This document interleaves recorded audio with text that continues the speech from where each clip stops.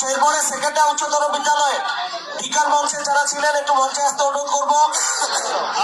নাসিরুল সাহেবকে এগিয়ে আসার জন্য অনুরোধ করবো। নগদ 10,000 টাকা তুলে দেবেন টুলু মন্ডল সাহেব ওনার পক্ষ থেকে।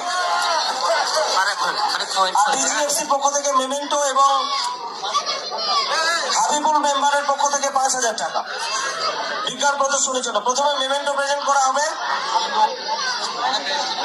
শুভেন্দু বাবুও সঙ্গে প্রাইজটা নেবেন, শুভেন্দু বাবুও নেবেন সঙ্গে, প্রেসিডেন্ট তিনিও আছেন।